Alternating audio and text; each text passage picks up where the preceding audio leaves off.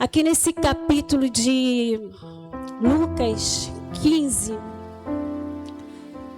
nós temos aqui 3 parábolas. E quando eu falava até isso aqui pela manhã, quando foi feita a reunião para escolher, dos temas que o pastor foi falar, eu cheguei já no finalzinho. Então, assim, o tema que ficou para mim foi esse, o amor que busca e restaura. No primeiro domingo já falamos a fonte do amor. No segundo domingo, o amor que corrige. E hoje, no terceiro domingo, vamos falar do amor que busca e restaura. Amém? E aqui nesse capítulo, nós vamos ver Jesus, ele quebrando aqui muitos protocolos. Jesus, ele, para salvar o homem, para restaurar a vida do homem, ele veio mesmo para quebrar paradigmas. E ele não mediu esforços para isso, amém? Então vamos começar aqui no texto que fala assim. Vamos começar no versículo 11. E Jesus, ele contou essa parábola porque a gente sabe aonde Jesus passava, ele atraía multidões. Era falar que Jesus estava ali, a multidão já estava ali atrás de Jesus. E no meio dessa multidão havia muitos pecadores. E aquilo naquela época era inadmissível, Um mestre, um rabino, está ali no meio de pecadores, no meio de publicanos. Aquilo ali para os fariseus e para os escribas era inadmissível. Então Jesus sabia que aquele grupo, os fariseus, eram um grupo de religiosos. E os escribas, eles eram os intérpretes da lei naquela época. E Jesus sabia que eles estavam ali murmurando, olha, esse Jesus aí, ele anda com os pecadores, com os publicanos. E eles tramavam até contra Jesus. Era como se hoje, aqui na nossa época, Jesus estivesse lá em Brasília, na casa de alguns políticos. Nossa, ia ter muita gente que ia ficar escandalizado, Eu falo, nossa, Jesus está lá na casa do político e tal. Mas a palavra de Deus fala que ele veio para os doentes, não para os sãos. Amém? A gente está olhando a imperfeição do homem. Mas Deus, a intenção de Deus é o coração do homem. Ele quer alcançar o coração do homem, amém? Deus, ele não olha ali somente para os nossos defeitos, para os nossos erros. Mas ele olha que ele pode transformar uma vida, se assim nós abrirmos o nosso coração para ele, amém? Lembrando que nós somos livres, amém? Somos livres para deixar Deus agir. E somos livres também para deixá-lo que ele não age na nossa vida. Amém? Então, vendo que aqueles homens murmuravam, Jesus, ele contou 3 parábolas. A parábola da ovelha perdida, a parábola da dracma perdida e a parábola do filho pródigo. Hoje nós vamos ficar com a parábola do filho pródigo. Lá no versículo 11, ele diz assim: E disse, certo homem tinha 2 filhos, e o mais moço deles disse ao pai, Pai, dá-me a parte da fazenda que me pertence. E ele repartiu por eles a fazenda. E poucos dias depois, o filho mais novo, ajuntando tudo, partiu para uma terra longínqua. E ali desperdiçou toda a sua fazenda, vivendo dissolutamente, vivendo uma vida totalmente desregrada. E havendo ele gastado tudo, houve naquela cidade uma grande fome, e começou a padecer necessidades. Amém? Vamos dar uma paradinha aqui. Então Jesus, ele começa contando que havia um homem, e esse homem ele tinha 2 filhos. E um filho mais moço, ele foi pedir ao pai a parte que era dele da herança. Então a gente já vê algo não normal aí, que é pedir a herança do pai vivo. Alguém aqui já recebeu a herança de alguém em vida? O normal é receber a herança depois que a pessoa morre, não é isso? Então esse filho pedia ao pai a herança com o pai ainda em vida. Era como se ele estivesse dizendo para o pai que o pai morresse, que por ele o pai podia morrer. Era como se ele estivesse dizendo para o pai: o que me importa é o que você pode me dar.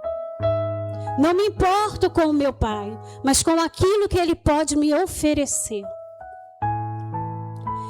E eu, meditando nessa palavra, o Espírito Santo falava ao meu coração que muitas das vezes nós somos assim para com Deus.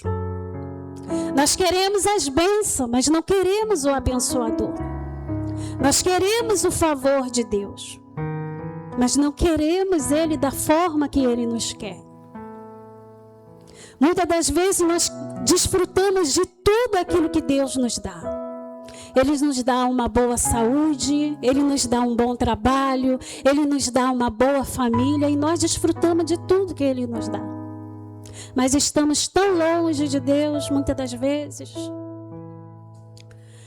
A palavra ela nos mostra aqui que depois de alguns dias esse filho ele foi embora, e ele não foi para perto, ele foi para uma terra distante do pai. Então, às vezes, nós também estamos assim tão distante do pai. Quando o pastor ele me ligou, ele falou: Cris, está tudo certo. Aí eu falei: pastor, tá, Deus ele está falando comigo na palavra dos filhos pródigos, mas muitos filhos pródigos dentro da igreja. Muitos filhos que estão na casa, mas que estão distantes do pai. Porque eu costumo dizer que o fato de nós estarmos dentro da igreja não quer dizer que nós somos filhos de Deus. Certa vez falaram: Jesus, seu pai, sua mãe, seus irmãos estão aí fora. E Jesus ele respondeu: a minha família é todo aquele que faz a vontade do meu pai. Se eu não faço a vontade do pai, eu posso estar na casa, mas eu não faço parte da família de Cristo. Todo aquele que faz a vontade de Deus, ele se torna filho de Deus. É impossível alguém ser filho de Deus e não fazer a vontade do Pai. É impossível alguém estar na casa do Pai e não estar debaixo da autoridade dele. Esse filho, logo, o que vai acontecer? Ele vai se distanciar. E foi o que aconteceu com esse filho aqui. A Bíblia fala que ele foi para uma terra bem longe. E toda vez que o homem se distancia de Deus, isso vai ter uma consequência. Eu falava pela manhã: eu não conheço ninguém que saiu da presença de Deus que diga: a minha vida está maravilhosa, está melhor do que quando eu servia Jesus. Eu sempre escuto as pessoas falando: eu preciso voltar, eu tenho saudade da igreja, eu preciso voltar para Jesus. Eu estava até conversando com as meninas aqui, antes de começarmos o culto, e eu falei para ela: nós que estamos aqui, a nossa oração tem que ser que nunca nós saímos da presença de Deus, porque para voltar é difícil. É difícil. Aquele filho, ele padeceu, ele teve que perder tudo. Ele chegou a passar fome, ele chegou a desejar a comida dos porcos. E naquela época, trabalhar com os porcos era uma coisa indigna, era uma coisa assim humilhante para um judeu. Lá em Levítico tem uma lista de animais impuros e o porco, ele faz parte dessa lista. Então assim, cuidar de porcos era algo humilhante, era o fundo do poço. E aquele jovem, ele chegou no fundo do poço. Toda vez que o homem se distancia de Deus, ele vai chegar no fundo do poço. Ele vai ter uma fome. Mas é uma fome que O homem não pode saciar. Os bens materiais não podem saciar. Hoje é muito comum a gente ver algumas pessoas que elas sempre estão em busca de algo. Ela conquista algo aqui, amanhã ela já quer outro, amanhã ela quer mais, quer mais, quer mais. Ela nunca está satisfeita. Por que será que tem pessoas que têm tantas coisas, mas ainda não encontrou a real felicidade? Não encontrou a alegria verdadeira? Porque é uma fome de Deus que ela ainda não reconheceu na vida dela. A fome de Deus, somente Ele pode saciar. A fome que o homem tem de Deus, melhor dizendo, só Ele pode saciar. Amém? E aqui no versículo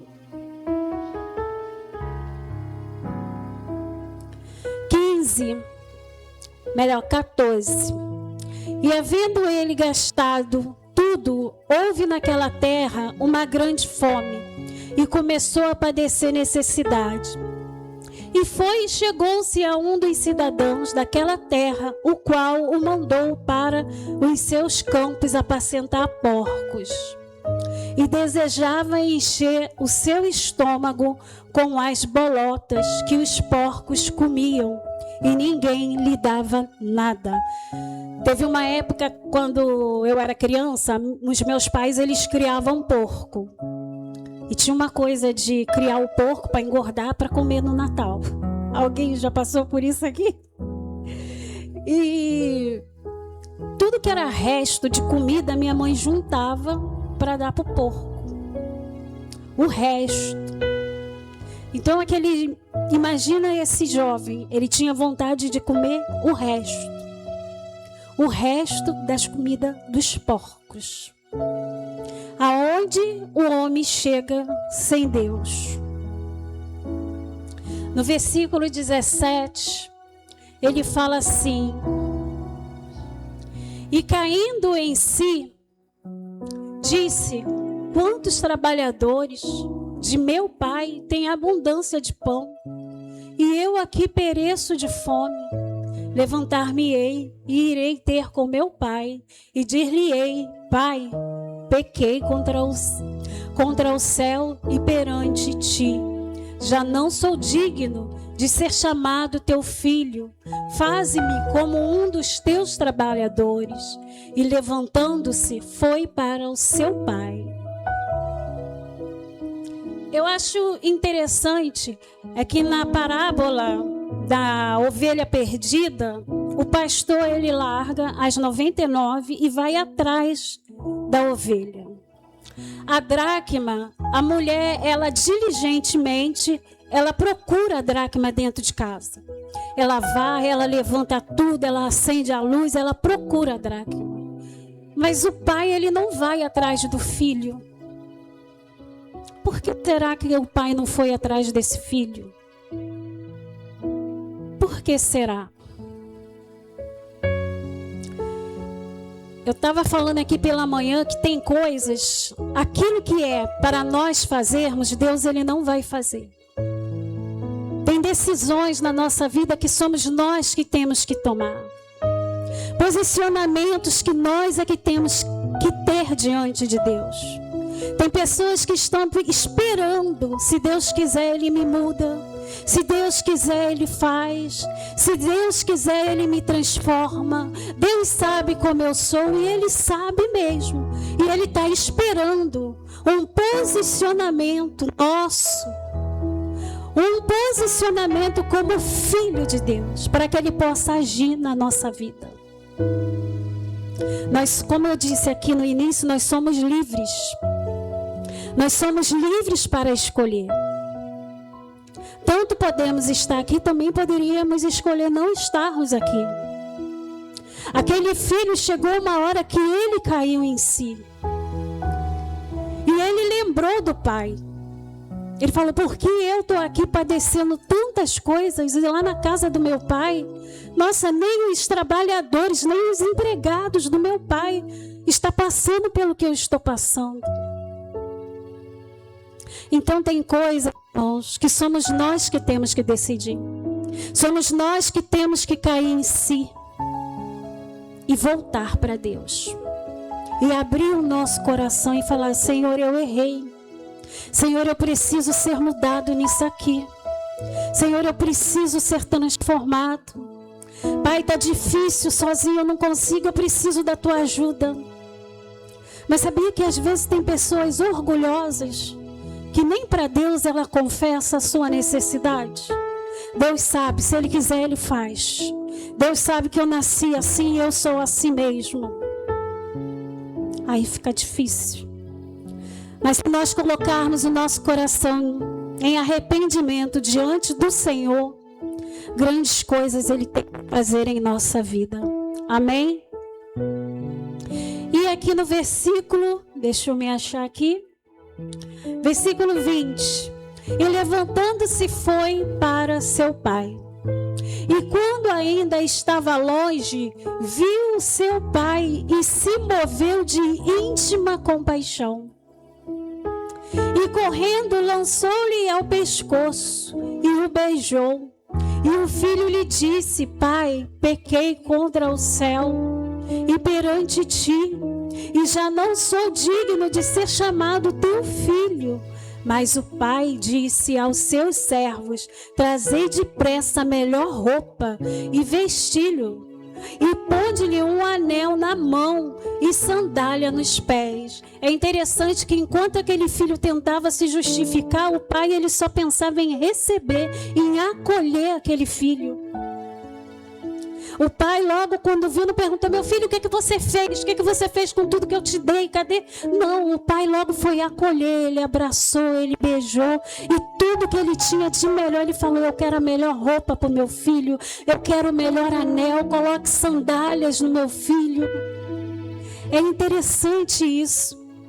Porque enquanto ali ele estava tentando falar com o pai, de tudo que ele tinha feito, o pai só pensou em acolher. A palavra de Deus, ela declara que o Senhor não resiste a um coração quebrantado, mas Ele resiste ao coração contrito. Então que os nossos corações estejam quebrantados diante do Senhor. E aqui eu fiz algumas anotações. A melhor roupa. Quando esse pai ele foi até esse filho. Quando esse pai ele foi até esse filho, a palavra diz que ele foi correndo ao encontro do filho. E naquela época, um homem já de idade, correr era algo desonroso para ele. Não era correto um homem já de idade, um senhor, um patriarca, né, sair correndo. Eles usavam aquelas roupas, a túnica, né? E para correr ele tinha que levantar aquela túnica. Então aquilo era um sinal de vergonha. Então aqui eu vejo mais uma vez a figura de Jesus quebrando mais um protocolo para salvar a vida do homem. Aqui quando eu comecei a estudar, a ler isso, eu me lembrei da cruz de Cristo. A cruz que foi feita para o pecador, e aquele que era sem pecado estava nela por mim e por você. Aquele que se fez enfermo por nós. Mais uma vez, ele quebrando protocolos para salvar-nos. E a palavra fala que esse pai, ele acolhe esse filho e manda colocar nele a melhor roupa. E essa melhor roupa, ela tem um significado. Significa dignidade. Aquele filho, ele perdeu toda a sua dignidade. Como eu havia falado anteriormente, ele chegou no fundo do poço. Ele chegou no nível mais deplorável para um judeu. Era como se nós víssemos uma pessoa, como eu posso dizer aqui, uma pessoa bem-sucedida, e hoje a gente visse ela talvez ali numa Cracolândia. Aí nós íamos pensar: meu Deus, mas fulano tão estudado, tão esforçado, como foi parar ali? como que ele chegou a esse fundo de poço. Talvez você conheça alguém assim. Ou talvez alguém possa estar se sentindo assim. Como nós estávamos conversando aqui à tarde, aqui com as meninas, e estávamos falando sobre isso. Às vezes a pessoa está achando que não tem jeito. Mas, irmãos, o Deus que nós servimos, Ele é o Deus que restaura a nossa dignidade. Ele é o Deus que restaura a nossa dignidade. Ele é o Deus que restaura a nossa identidade. Tem muitas pessoas ainda dentro da casa do Pai, mas que ainda não têm ainda a sua identidade de filho. Eu falava pela manhã, tem pessoas às vezes que estão dentro da igreja porque tem medo de ir para o inferno, tem medo de sair da igreja e ser castigado. Irmão, nós temos que estar na casa do Pai por amor a Ele. Temos que estar na casa do Pai verdadeiramente por querer, desejar, conhecer esse Pai. E não por aquilo que algo pode me acontecer, mas somente por amor. Esse filho, quando ele reconheceu quem era o pai, como ele era feliz na casa do pai, ele falou: eu vou voltar. Não faz sentido eu ficar fora da casa do meu pai. E não faz sentido tantas pessoas estar dentro da casa e não conhecer o pai. Eu vejo aqui nessa parábola da dracma. É interessante que a dracma ela foi perdida na rua. Não, ela foi perdida onde? Dentro de casa. Foi dentro de casa. E nós não podemos ficarmos perdidos dentro da casa do nosso Pai. Nós temos que assumir aquilo que Ele nos tem dado. A identidade de filhos. De filhos de Deus. Amém? E o pai também pede, bota-lhe um anel, dá-lhe um anel, isso quer dizer autoridade. O pai ali, ele estava recuperando a autoridade, dando autoridade de filho para aquele filho.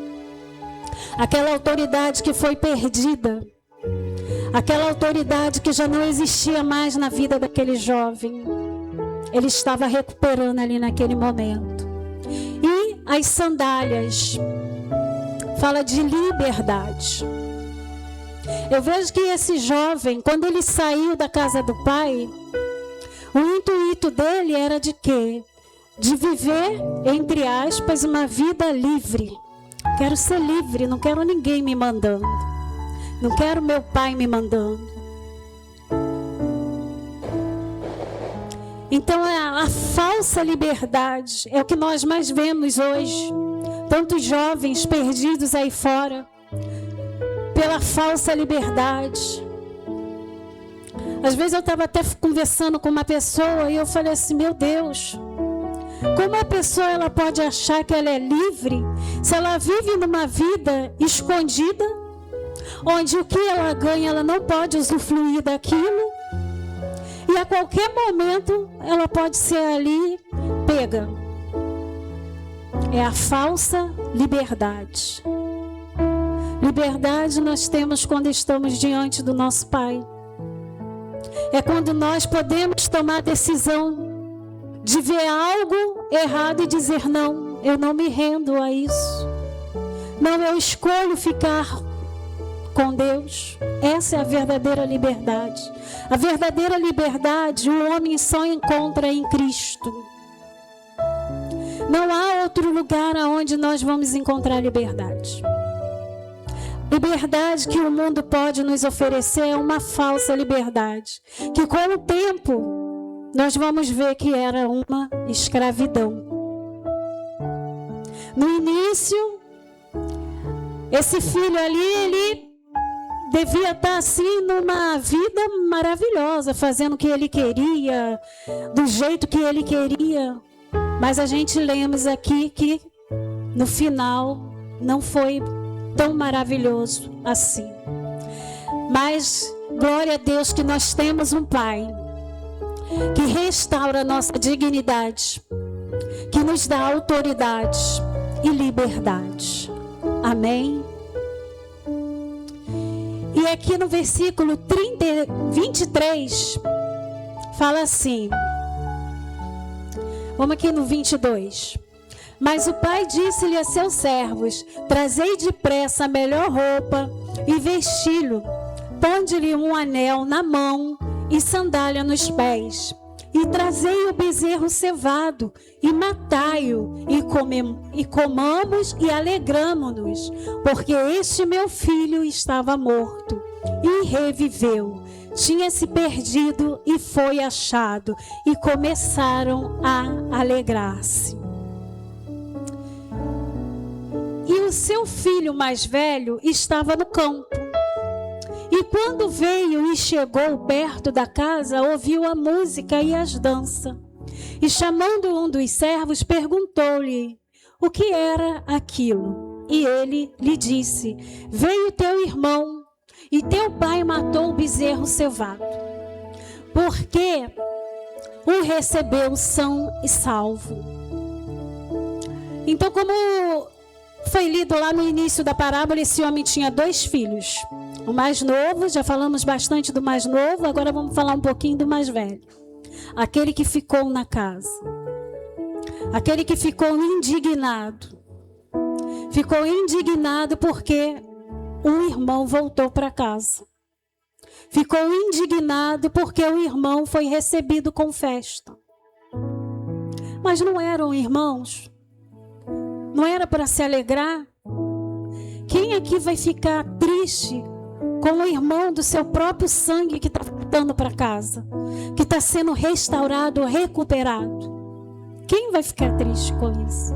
Eu penso que esse irmão nem devia gostar muito do outro irmão, né? Porque ele se refere: pai, esse teu filho. Todo mundo aqui tem irmão? Faz assim, quem tem irmão aqui? Aí quando tem aquelas briguinhas de irmão, né? Aí a gente tá chateado com o irmão, aí a gente fala, né? Ah, mãe, essa tua filha aí, ó, que fez isso. Aí a mãe fala, vai lá falar com a sua irmã. Não tô falando com a sua filha, quando nós estamos chateados. Mas só que a gente não pode guardar isso no coração, não. Tem que ser o quê? Por um instante, um momento, e depois tá fazendo as pazes de novo. Mas ele se referiu de uma forma pro irmão, parece que ele não ficou ali satisfeito com a volta desse irmão. E por que muitas vezes, trazendo aqui para os nossos dias de hoje, porque nós às vezes estamos dentro da congregação e eu não falo com fulano, não gosto do Bertano, não fui com a cara, não vou muito com a cara da Vânia, eu não falo com ela, não. Prefiro falar com a Celina. Por quê? Nós estamos todos na mesma casa. Nós somos todos irmãos. Nós somos filhos do mesmo Pai. E por que isso? Por que não me alegrar com a alegria do meu irmão? Por que não me alegrar com o retorno do meu irmão? Por que não ficar feliz com aquele que estava perdido e foi achado? Aquele que estava como morto, mas hoje o Senhor tem trago vida a ele. Porque às vezes nós queremos questionar a Deus aquilo que Ele está fazendo na vida do outro. Como dizia a minha mãe, né? Nossa, mas fulano saiu da igreja, estava lá fora, pintou e bordou a colher de pau e agora está dando uma de crente. E já está lá na igreja fazendo isso. E já está lá na igreja fazendo aquilo. Nossa, não aceito isso não. Nossa, mas eu já estou lá há tanto tempo. Quando eu nasci, mamãe disse que eu nem chorei, cantei um louvor. E não estou fazendo nada aí. Fulano saiu, agora voltou, já está. Quem somos nós para questionarmos a Deus? Quem somos nós para ditarmos o que Deus deve fazer? E por que será que estamos tanto tempo e não estamos fazendo aquilo que nós tanto gostaríamos de fazer? É algo para nós pensarmos. Por que fulano chegou hoje, voltou e está fazendo e eu não estou? É algo para a gente pensar. É algo para a gente refletir. A palavra de Deus, ela fala que nós devemos chorar com os que choram e se alegrar com os que se alegram. Amém? E aqui no versículo 25, fala assim: e o filho mais velho estava... Nessa parte que eu já li, peraí. 27. Por isso que eu gosto da Vânia. 27 diz assim, e disse-lhe: veio teu irmão e teu pai matou o bezerro cevado, porque recebeu são e salvo. Mas ele se indignou e não queria entrar. E saindo o pai estava com ele. Mas respondendo ele disse ao pai: eis que te sirvo há tantos anos, sem nunca transgredir o teu mandamento, e nunca me deste um cabrito para me alegrar-me com os meus amigos. Vindo, porém, este teu filho, que desperdiçou a tua fazenda com meretrizes, mata-lhes o bezerro cevado. E ele disse: filho, tu sempre esteve comigo, e todas as minhas coisas são tuas. Mas era justo alegrarmos e regozijarmos, porque este teu irmão estava morto e reviveu, e tinha se perdido e foi achado. Tem uma tradução, uma Bíblia que ela tem a tradução, é a King James, não sei falar, que fala que esse filho, quando ele chega diante do pai, ele fala assim: eu trabalhei há tanto tempo como um escravo, e o Senhor nunca me deu nada. Mas escravo não tem direito a nada. E é interessante como que ele se posiciona diante do pai. Ele se achava um escravo. Ele não tinha posicionamento de filho. Tanto que ele nunca desfrutou daquilo que era dele. O próprio pai disse para ele: filho, você sempre esteve comigo. Tudo que é meu é teu. Você não precisa me pedir. Você pode desfrutar. Você quer o que? O bezerro para se alegrar com os seus amigos? Não, é seu. E muitas das vezes nós estamos assim, porque não nos posicionamos como filhos diante de Deus. Não estamos desfrutando daquilo que Ele tem nos dado, porque estamos nos colocando diante de Deus como um Deus que castiga, como um Deus que vai pesar a mão, como uma obrigação. Eu acho que a pior coisa que tem, uma das piores coisas, é a pessoa fazer as coisas obrigada, por obrigação. Eu, por exemplo, eu sou o tipo de pessoa que eu não suporto isso, ter que fazer a coisa ali obrigada. Eu gosto de fazer as coisas com alegria. Eu gosto de fazer as coisas por amor. Eu gosto de fazer as coisas e ter prazer naquilo que eu faço. Mas parece que esse filho mais velho, parece que ele não tinha esse prazer e essa alegria na casa do pai. Parece que verdadeiramente ele se via como um escravo ali, mesmo estando dentro da casa do pai.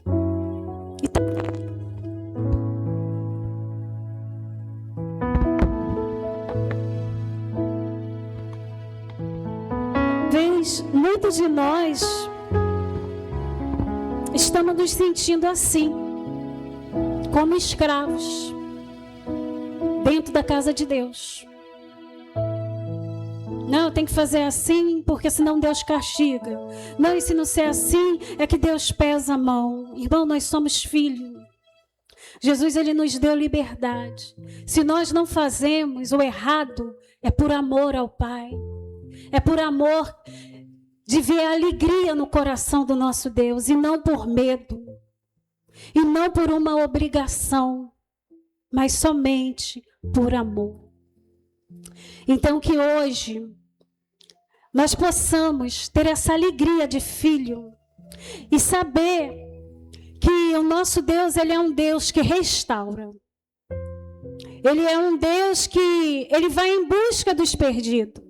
E muitas das vezes nós não entendemos por que tal pessoa teve a vida tão transformada e outros não.